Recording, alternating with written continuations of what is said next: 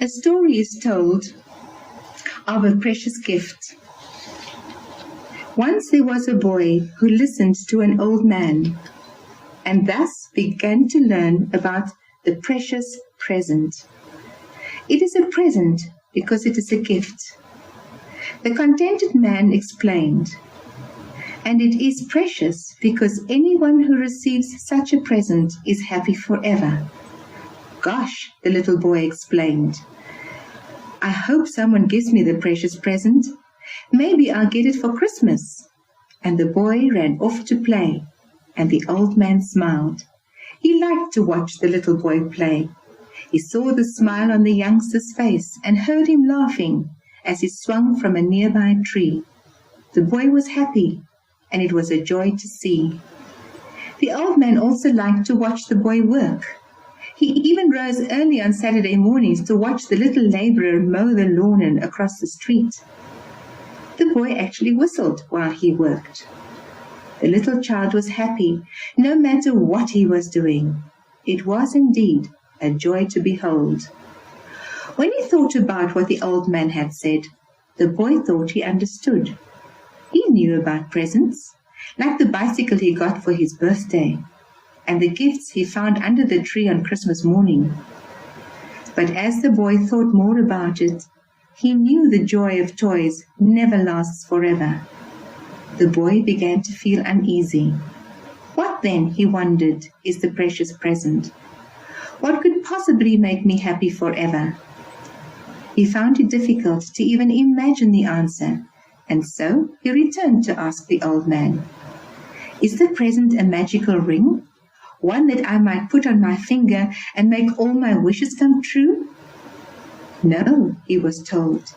The precious present has nothing to do with wishing. As the boy grew older, he continued to wonder. He went to the old man. Is the precious present a flying carpet? He inquired. One that I could get on and go to any place that I liked? No, the man quietly replied. When you have the precious present, you will be perfectly content to be where you are. The boy was becoming a young man now, and felt a bit foolish for asking, but he was uncomfortable. He began to see that he was not achieving what he wanted. Is the precious present, he slowly ventured, a sunken treasure? Perhaps rare gold coins buried by pirates long ago? No, young man, the old man told him, it is not. The richness is rare indeed, but the wealth of the present comes only from itself. The young man thought for a moment. Then he became annoyed. You told me, the young man said, that anyone who received such a present would be happy forever. I never had such a gift as a child.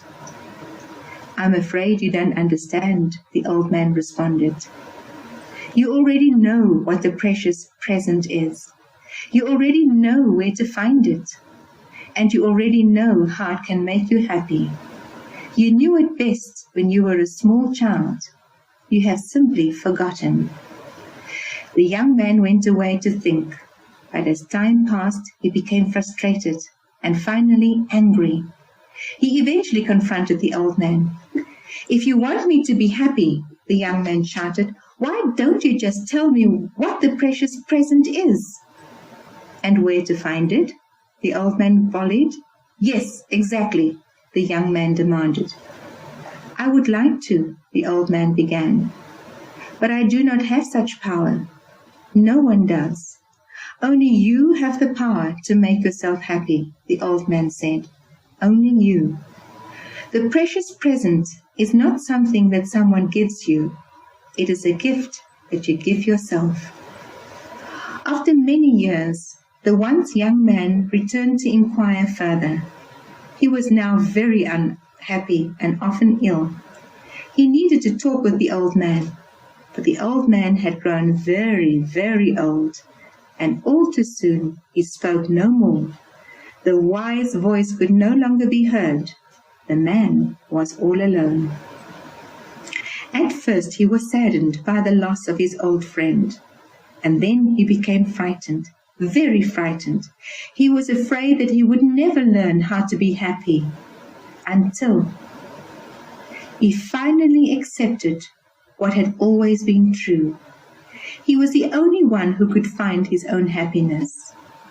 The unhappy man recalled what the old man had said to him so many years ago. But as hard as he tried, he could not work it out. He tried to understand what he had heard. The present has nothing to do with wishing. When you have the present, you will be perfectly content to be where you are. The richness of the present comes from its own source. The present is not something that someone gives you. It is something you give yourself. The unhappy man was now tired of looking for the precious present. He had grown so tired of trying that he simply stopped trying. And then it happened. He didn't know why it happened and when it happened. It just happened. He realized that the precious present was just that. The present, not the past and not the future, but the precious present. And in an instant, the man was happy. He realized that he was in the precious present. He raised both his hands triumphantly into the cool, fresh air. He was joyous. The younger man smiled at himself, the way the old man used to smile. He knew, I can choose to be happy now, or I can try to be happy when or if. The man chose now, and now the man was happy. He felt at peace with himself, and he agreed to savor each moment in his life, the apparently good and the apparently bad, even if he didn't understand. I am precious. I am the precious present. It was as though he could hear the old man talking, and then he smiled, and his smile widened, and he laughed. He felt a great joy. He knew he was listening, not to the old man, but to himself. It felt good for him to be with himself, just the way he was. He felt he knew enough.